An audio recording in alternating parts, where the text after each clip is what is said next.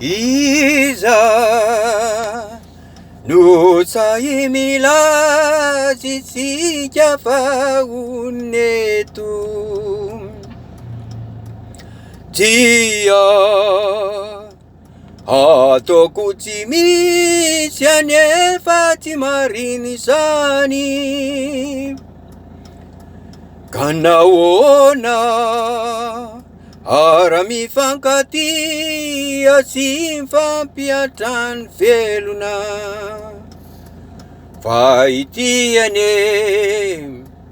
fa ity nofo-ty ho vovoka sady lavenina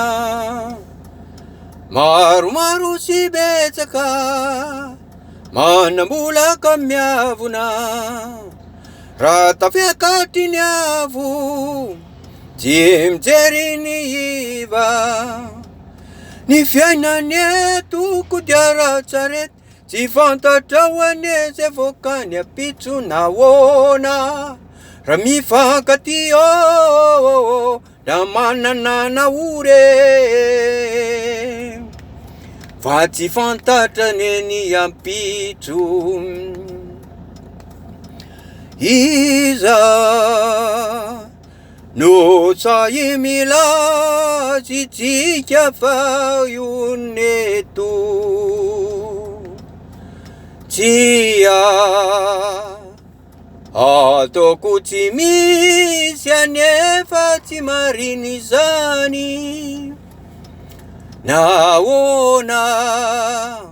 ara mifankatia sy mifampiatrany velona fa ity ane fa ity nofo-ty ho vovoka sady lavenina maromaro sy betsaka manambolaka miavona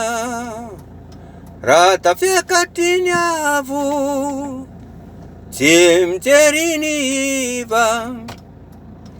fiainany eto kodiaran-tsarety tsy fantatra ho ane zay voakany apitso nahoana raha mifankatia na manana naore fa tsy fantatra ne ny ampitso